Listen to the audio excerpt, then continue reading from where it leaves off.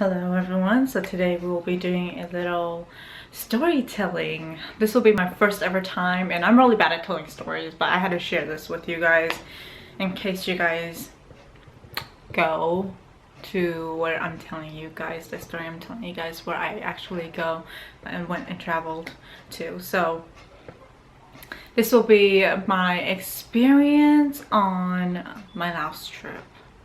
So this happened last year during November 24th to December 24th, and I remember the exact time. So November 23rd at 8, my sister drove us to San Francisco airport, and then we waited until 12 a.m. in the morning, November 24th, 12 a.m.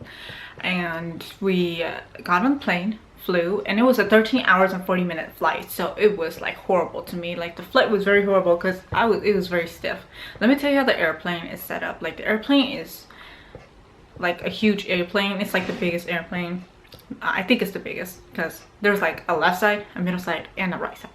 And apparently me and my mom were the only one going on the trip, and me and my mom, we sat in the middle. So my mom was, I think someone was sitting all the way on the left, and then my mom and me and this Chinese guy. And I knocked out throughout halfway of the plane ride, and I think we were already like almost towards Taiwan, like almost halfway. We were like already halfway towards Taiwan. I don't remember, but all I remember is that I woke up wanting to see the sunlight, and it didn't happen that way. Let's just say that it didn't happen that way. The person all the way on the left, or the person who sat next to the window all the way at the left, it was he or she, I don't remember much because I didn't really pay attention. It was like really dark, so I didn't pay attention much to who was sitting over there, but I was looking towards the window hoping they would open the window because I really wanted to see the sunlight. Wanted to feel like it was a new day, you know, like the plane is going to go, the plane was going to actually land faster than it should. But when the person opened the window, or you know the part where they slide the window up, yeah, he or she slid the window open, and I saw no sunlight. It was just full black, and I woke my mom up, and I was like, is it still night? And my mom looked at me really weird, like, do you notice that we're not in the US anymore? So we're on the opposite side where it is still, like, it just turned to night. And I'm just like, oh my god. So it was night all those 20, like the whole entire flight. It was just night, like 17 hours straight. I calculated everything, and it's like 17 hours to 18 hours like flight, and all 3 planes. And it was horrible because right when we got to Thailand, that's when it got morning. And when we got to Thailand, I was rushing to get our tickets too, because when we got our tickets from the US, it only took us all the way to Taiwan, to Thailand, and then to Thailand I had to go rush and find the like main desk to go get me and my mom's tickets out. And so I did all that, like we weren't really late. We had like a very long time, but then like I didn't want to feel like I was like gonna be late, so I actually like did all that. And then we went and sat down, and then we had this Hmong old guy with us. So this Hmong guy, he I don't know this person out, but he went to like to marry another girl over there for a second wife, to be his second wife or something. And then he told us something like he has a wife at home and all that, and sons and stuff. So yeah, and he started talking to me, like giving me advice about how I should act towards Hmong guys over there, or how I should be and stuff like that. So I'm just like, okay. Since we got on the plane and we flew like around some mountains to get to Laos. And while we're on that plane, oh my gosh, it was just all about nature. So it was like very beautiful. I don't know, you're just on top and you just see the whole entire world. entire like state of Laos and everything. It was just pretty, it's just peaceful. I actually saw the Mekong River, saw all the other rivers that were over there. And right when we landed, I actually we actually had to sign this paperwork that says that we were like doing something really like against the law or against the Lao rules, then we weren't allowed to fly back to the US. So I sent a few pictures. They took a picture of us like right here, you know, and they were like cops too. So I was kind of scared, not really, because you know, you hear a lot of stuff in Laos that happened in Laos. And so me and my mom, we went to go take our suitcases, and right when we took our suitcases, we just went outside and I met my cousins. And that was the first time I ever met my uncle's kids, my auntie, and my grandma. It was awkward for me because I just met them for the first time, and when I just meet you for the first time, it gets a little awkward. So you have to start talking to me first to make me feel like we have a very good conversation, for me to feel like I can continue and I'll get comfortable with you. So that's what happened. My grandma came and it got really awkward. She started crying. She's like, oh, you know, you should come see your grandma, you know, she's getting sick and she might not, you know, she might not live long. I don't know, that's what she said to me. But then like, she looks really healthy. She's old, but she's really healthy, so that's good. And then let's just skip a few weeks later, after I tell you guys what happened when we got to that house. So when we got to that house, they have a bunch of cats. It's not that I don't like animals, it's just I'm very uncomfortable around animals, because when I was like, ever since a kid till now, I've never had like a pet, like dogs or cats. So the cat is not cats. So the cats, when they made food for us and like went upstairs, and the cats were just chilling downstairs. I told them I was tired, so I was gonna go shower, right? But they told me to eat first in case I'm really hungry. So I decided just to be like, okay, I'll just go and eat and then go shower. So right when they set up the small table, I went to sit, and the seats are really small too. It's like really big, like the cats are like as high as your knee. Anyways,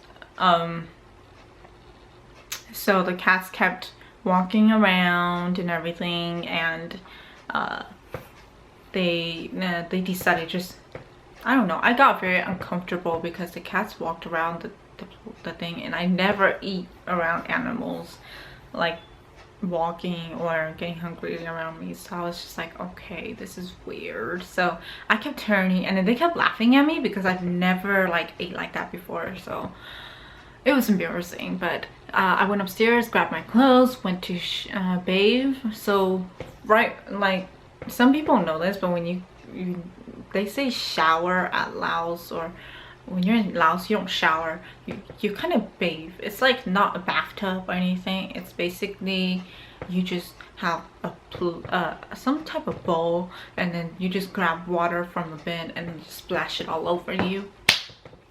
Yeah, so that happened. And then let's skip it to a few weeks later, like right on New Year's, because the last few days or few weeks after when I came and when I went over there, nothing really happened. It was just full on boring.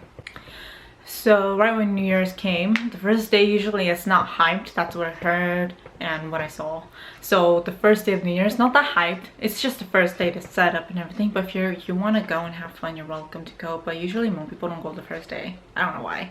But my cousin, me, and my auntie and my mom decided to go anyway. So they dressed us up. We went. We tried to find a tennis ball, because you know we bought lots of tennis balls, and we tried to find it, but we couldn't find it in any booths for some reason. And then three guys came along right after we came back. We went back to my mom and her mom, which is my auntie. We went back to them, and then three guys came, and they started like walking around. They kept looking at us, and I keep seeing them, so I noticed they keep walking around us, like they keep looking at us. So me and my cousin attempted to go find a tennis ball again to go buy it, and these guys, these three guys, they just happen to bump into us. And one of them was a Zong guy, one of them was the Lee guy, one of them was the Yang guy. The Zong one called for my cousin, and so she went to him, and I think he wanted to know my information or something, because he's just like, I heard it from a little, like from afar, but then while they were talking, I was just like looking, like, you know, they were over there and I'm just looking that side where the store was. And then he's just like, I heard it from like my other, he's just like, who's that? Oh, that's your grandma, or no, not your grandma, your auntie's daughter. Oh, okay. So what's her last name? And right when my cousin said that I was a Zong, that's when he's like, oh, okay. And then they walked away, and then we walked away because we couldn't find the tennis ball anywhere, because we did a second round. And then we went to my parents, and then 5 minutes later, 3 guys came back again, and the Lee guy, he came to my mom. He's like, oh, is that your daughter? Oh, okay. Can I talk to her? I mean, she's single, right? And my mom's like, yeah, go ahead, go talk to her, go ahead. And I'm just right there like, oh my god, I can't believe it. I don't know what I put myself into, you know. And then we talked, and then I got a little comfortable around him. But then while we were ball tossing and everything, I guess I got like a little annoyed of him because he just kept talking and talking and talking. But let me warn you guys, if you guys go to Laos and you're Hmong, these guys or these Hmong people know English too, so whatever you say, they will understand. So if you try to shit talk in English thinking that you're smart, it's not gonna work. So he was speaking English to me, by the way. Mostly when I was over there, I was just having English conversations. I was having like an English conversation with him, and it was getting a little like boring and a little annoying, because I tried to have a Hmong conversation with him, but he wouldn't, like, you know, he wouldn't cooperate with me by speaking Hmong. He just kept speaking English to me, so I just did that back. And then by the way, the tennis ball, when I told you we were ball tossing, the tennis ball was, they showed us where the tennis balls were, and then we walked together, and like my cousin bought it. And Hmong guys, the Hmong people over there, if you don't let them pay for you, they get nervous, like they get embarrassed. They're embarrassed that, wow, they're over here and we didn't get to pay and stuff like that. But then, you know, when you're like Hmong American too, you get embarrassed too, because you're from America and they think America is rich. So you're from America and they think that, you know, they should pay for you and that should treat you, but you get embarrassed because you feel like you should pay for them since they live like in a bad economy country or bad government. So that happened. I think we talked and communicated for a while until towards the end, when we went back to ball tossed, and I met a Cha guy. So this Cha guy, he's at the time, or he's still 27, but he was 27, and he came to the Yang guy, and he asked the Yang guy, who am I, and stuff like that. I heard from my mom that he was staring at me. He's staring at me from afar, but I don't remember seeing him staring at me, because I was looking at my surroundings like most of the time. And we met, and then he just talked to me about school and my name and how old I was and everything. And then I guess we kept talking about school, and my cousin wanted to go home, so we were gonna go home, because the next day we were gonna go to another city to celebrate their New Year's too. So we went home. I just told him, like, it was awkward too, because he was still talking to me about school, and I was just like, oh, I'm about to go home, so I'll see you next time, all right, bye-bye, right? And I walked away, and I kept looking at my back, and he just kept staring at me walk away. So I thought that was weird, right? Pretty weird. We got home, we talked about, oh yeah, by the way, that time when I forgot, like one of our uncles, one of our aunties, I don't know what to call them, they drove us home. But the 3 guys two of them followed us home. So they followed us home. I went inside the house and they came inside the gate. They sat on the table and I think they were waiting for me, or for me and my cousin. And my cousin came in and I was like, I was changing and all of a sudden like they have a balcony door, so I was looking out the balcony and they were out there, and I thought it was weird. So my cousins are like, oh, are you finished dressing? Because I think they're like, they want to talk to us. And I'm just like, is this normal? Like, do they just randomly follow you from New Year's to like your house if they like you, just to have more time with you? And she's like, yeah, it's very normal here. So yeah, I'll see you down there. And then she went down there and she went downstairs and I'm just there like, I did not know that if I was gonna be comfortable with them, communicate with them, they were gonna follow me to my auntie's house where I was staying at, just to talk to me. Because honestly, I feel like it was like a stalkerish move, but it's normal over there to them. Because I guess it's not normal to me because I'm from America, and America, after like while podcasting, the guys just ask us for our information, and then like if they like us, they just stay for a bit and then leave. But over there, if they like you, they stay with you and follow you home. It feels really weird to me, but I still went down trying to think straight that they're just here to talk.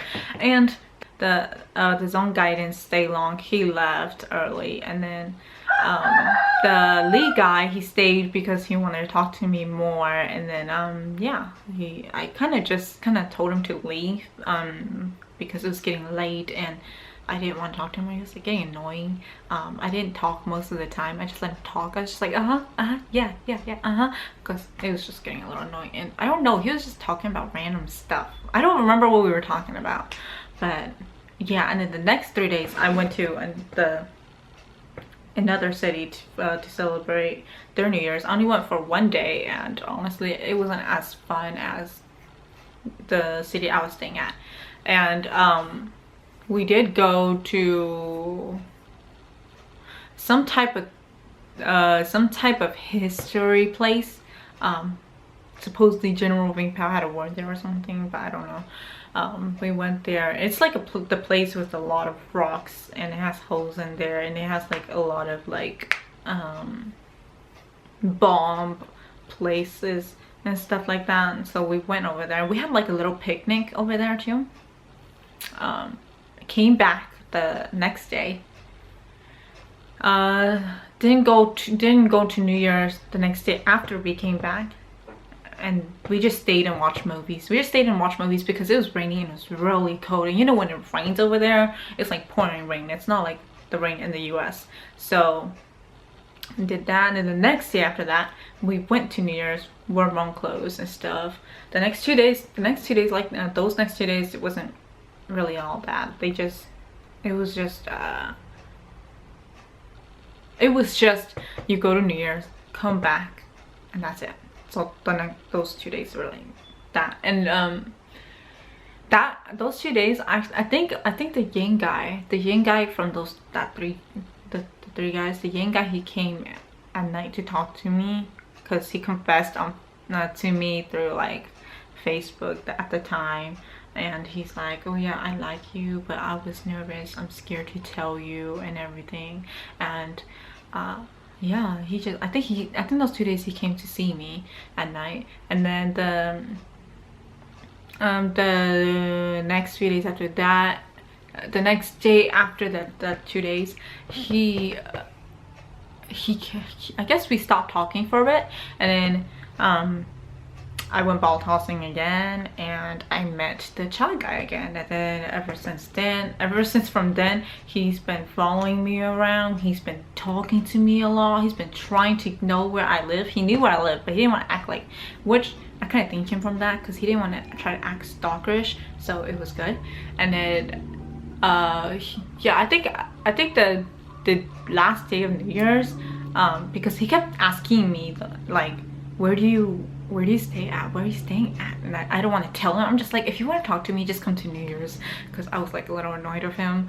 And then like and then like I guess the last 7 years he had this plan, or I don't know if he had a plan, but I felt like he did because he drove his car instead of his motorcycle. So the last day I was like, oh, we're about to go home, and he's like, oh, can I take you guys somewhere? I was like, oh no, it's okay, it's okay. And then like I was like, it's okay, and stuff like that. And then my mom, they were talking about visiting family at another town, and he supposedly were somewhat related. He's like, I call him uncle or something because his cousin that he calls his own sister has been married to one of our song families over there. So I kindly asked him if he wanted to give us a ride, and he said yeah. So that's what happened. He gave us a ride to that town the next day, because the next day was like no more New Year's, but he drove us home from New Year's too, which I kind of didn't want, but I was stuck sitting next to him while he was driving. It was awkward, like very awkward, because I didn't really like think I would like actually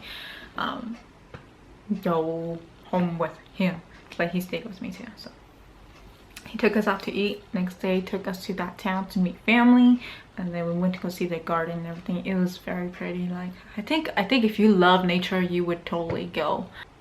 We went to the store, walked to the store because we had nothing to do. We were listening to music, and then walked to the store, and then I didn't want him to pay for any of our junk food because me and my cousin, who also came, well, like we grabbed a lot of junk food and we had money on us too. And then like I told him not to pay because he's usually the type to pay for something if he likes the girl, and supposedly he liked me and everything. And then I told him to hold it and not pay, and I told him to go ask and come back only because we're still searching. And then he decided just go pay and give it to us.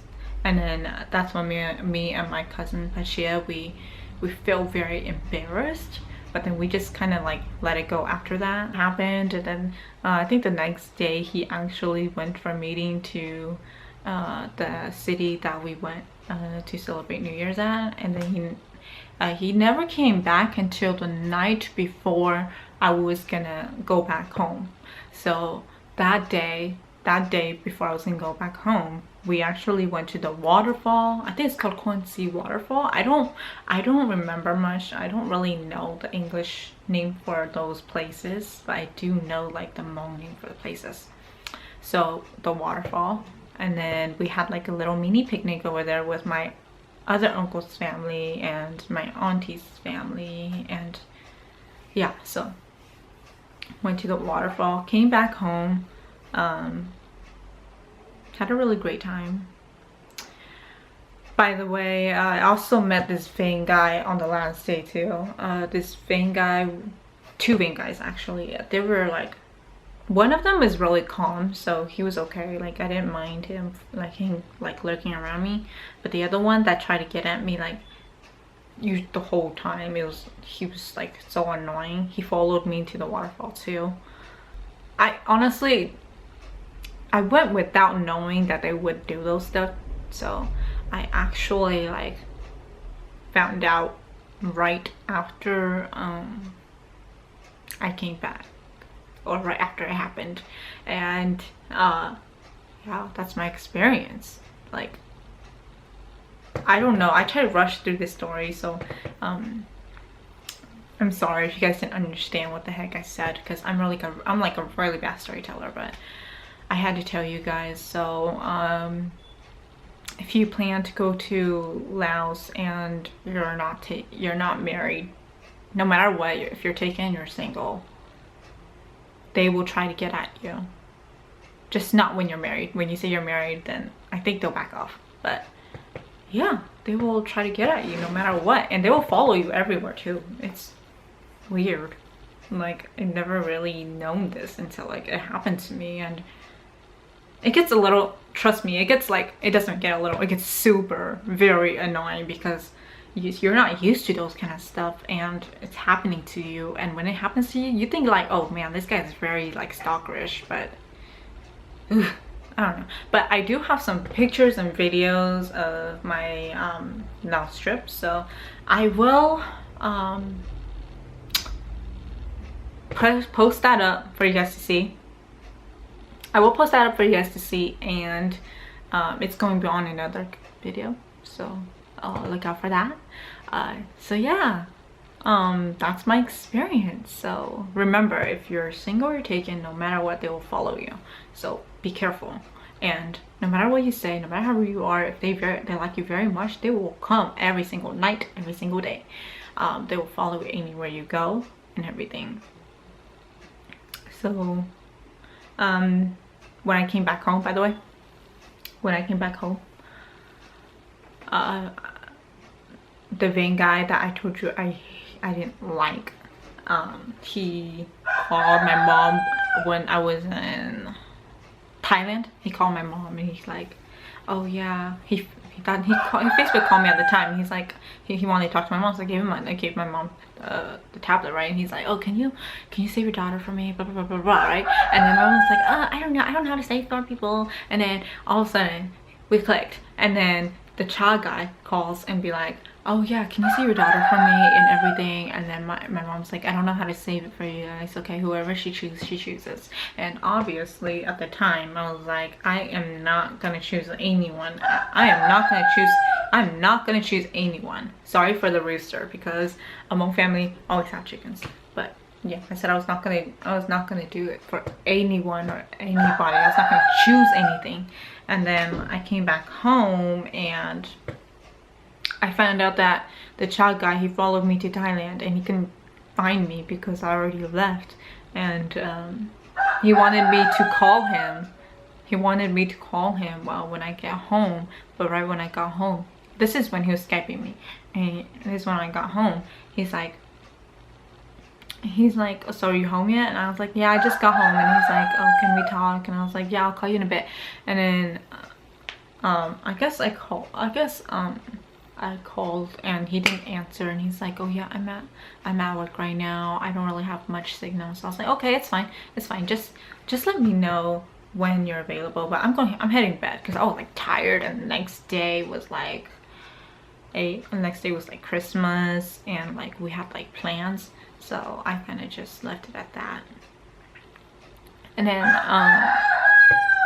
yeah, kind of just left it at that. And then like he just kept calling or writing to me that he misses me, and that why do you have to live so far and everything. I don't know, but I think he took it official as when we just started talking, but I didn't take it as official yet. That I think he thought that I like him too, which I didn't at the time. So yeah, that's my experience. It was, I guess you could say, it was like horrible fun. It's not, I wouldn't say it's horrible, I would just say like it was like okay. Like I didn't know what was coming to me and everything. It was I don't know, it was weird. But just look out for the next video that I will be posting up of my Laos trip. I know it's like a very long time, I waited very long for this, but I decided to just reveal what I did on my Laos trip and everything. I know I took out like a lot of stuff from my story, but yep, just keep out for the next video of the pictures and the videos I took at Laos, so you guys will enjoy what I mean by telling you guys the story.